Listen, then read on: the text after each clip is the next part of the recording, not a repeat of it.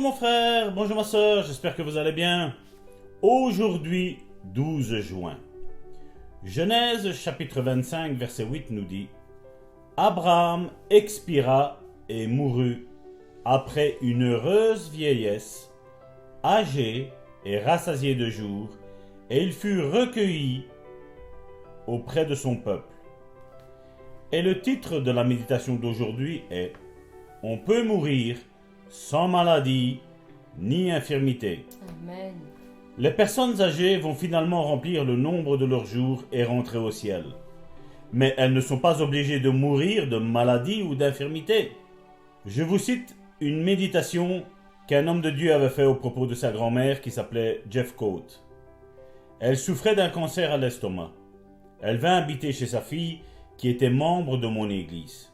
Grand-mère Jeffcoat venait de l'église du frère Goodwin, qui avait été son pasteur. Grand-maman Jeffcoat était tellement malade que sa famille avait déjà demandé au frère Goodwin de prêcher à ses funérailles. Sa fille me demanda d'aller voir sa mère. Je commençai à parler à sa mère. « Mamie Jeffcoat de la guérison. »« Frère, m'annonça-t-elle, laissez-moi tranquille, j'ai 82 ans et j'ai tellement souffert du cancer de l'estomac. Laissez-moi tranquille pour que je puisse mourir.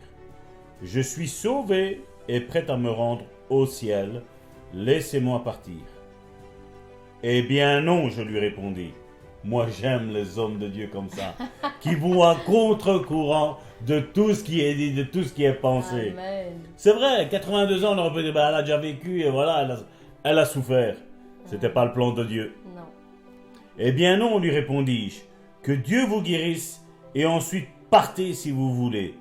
Ce n'est pas la volonté de Dieu que vous mourrez d'un cancer d'estomac. Amen. Je savais qu'elle n'allait pas être guérie si elle était convaincue qu'elle allait mourir. Même si je croyais qu'elle allait vivre, il n'y avait pas d'accord entre nous. Vous vous rappelez, quand on a parlé de se mettre d'accord, je ne priais pas pour sa guérison lors de ma première visite, ni lors de la deuxième, mais je continuais à déverser en elle la parole. Je m'agenouillais à son chevet, lui imposais les mains et priais. « Dieu, aide mamie à ne pas abandonner son assurance. Elle sait que la guérison est ta volonté.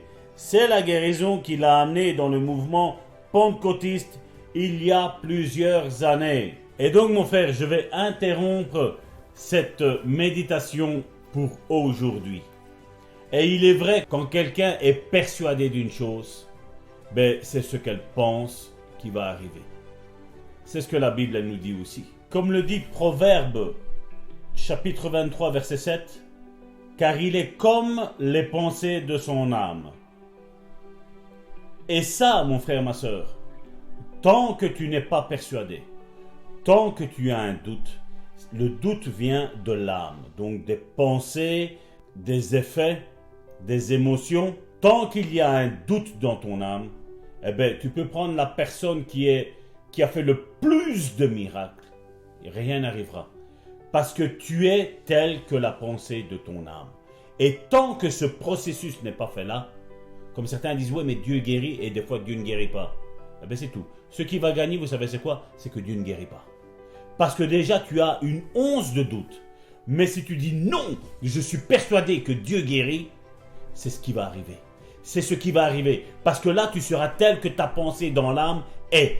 Tu veux être guéri, tu seras guéri. Amen. Mais tu dois le vouloir de tout ton cœur, de toute ta pensée, de toute ton intelligence, de toute ta force. Tu dois le vouloir. Et dès que tu le veux, mon frère, ma soeur, ça se matérialise. Ça peut être direct, mais ça peut prendre du temps. Mais ce qui compte, c'est que la finalité, c'est que tu seras guéri. Ce qui compte n'est pas le temps, ce qui compte, c'est le résultat final, mon frère, ma soeur. Amen. Et c'est pour ça que nous devons vraiment nous faire un lavage de cerveau, que par ces meurtrissures, je suis guéri. Par ces meurtrissures, Dieu m'a ôté la maladie de sur mon dos. C'est que ce que tu dois te ressasser chaque jour, mon frère, ma soeur, au nom puissant de Jésus. Vas-y, servante de l'Éternel. Alléluia, alléluia. Merci Seigneur pour cette grande vérité encore aujourd'hui. Oui, nous savons que nous pouvons mourir sans maladie ni infirmité. Et nous voulons déclarer, je ne suis pas obligé de mourir de la maladie ni de l'infirmité. Mais bien-aimés, vous rendez-vous compte de cette déclaration? Je ne suis pas obligé de mourir de la maladie ou de l'infirmité que j'ai actuellement. Non, Dieu peut me guérir.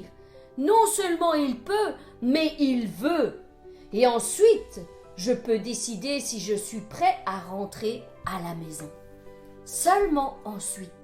Oui, mes bien-aimés, nous avons ce pouvoir de décider si nous voulons continuer à garder cette maladie qui nous tient jour après jour et qui nous fait tant souffrir par nos douleurs, ou si nous voulons nous en débarrasser. Dieu nous dit que nous pouvons être guéris de toute maladie, de toute infirmité. Nous le pouvons. Et la parole nous dit, mes bien-aimés, si notre cœur nous condamne, nous avons l'assurance devant Dieu. Quoi que nous demandions, nous le recevrons de lui, parce que nous gardons ses commandements et nous faisons ce qui lui est agréable. Même si notre cœur nous condamne, nous dit cette parole. Ce qui veut dire, c'est que même si nos raisonnements, notre intelligence, nos pensées nous disent que nous sommes condamnés à vivre avec cette maladie éternellement, eh bien Dieu nous dit le contraire. Ayons cette assurance que Dieu nous dit que nous sommes guéris car il a tout accompli par l'œuvre de la croix. Voilà la réalité. Voilà quelle réalité nous devons garder dans nos cœurs et nos pensées. Nous ne devons pas nous confier en nos raisonnements et en notre propre intelligence, car elle est l'inverse de ce que Dieu veut pour nos vies. Dieu veut nous guérir, et quoi que nos pensées nous disent, quoi que nos pensées nous condamnent, c'est la vérité. Amen. Jésus-Christ a donné sa vie pour moi. Il a donné sa vie pour toi, afin que tu sois guéri. Ici, maintenant, sur cette terre, et que tu puisses un jour rentrer à la maison rassasié de jours, et que tu puisses vivre encore de longs jours dans la santé, dans la joie, dans la bonne humeur, sans souffrance ni maladie. Que Dieu vous garde d'avoir de mauvaises pensées à son encontre. Dieu est capable de toutes choses. Amen. Il peut vous guérir, quelle que soit votre maladie, quelle que soit l'ampleur qu'elle ait prise dans votre corps. Il n'est pas trop tard. Il n'est pas trop tard. Dieu peut encore faire quelque chose pour que tu sois guéri. Mets-toi devant la face de Dieu et implore sa grâce. Demande-lui de te donner cette assurance que tu as déjà tout accompli pour lui, pour mon frère et pour ma sœur. Seigneur, je viens devant le trône de ta grâce pour te demander d'avoir miséricorde envers mon frère et ma sœur. Donne-lui cette assurance qu'à toi tout est possible. Donne-lui cette assurance que tu as déjà opéré dans sa maladie, dans sa situation, que tu vas agir avec puissance et avec autorité. Amen. Et que cette maladie sera dévastée au nom puissant de Jésus-Christ. Amen. Par le sang que Christ a versé sur la croix, je déclare que la maladie est nulle et sans effet. Nulle et sans effet. Elle a été anéantie aujourd'hui au nom puissant de Jésus-Christ dans le corps de mes bien-aimés. Et aujourd'hui, elle n'a plus d'effet.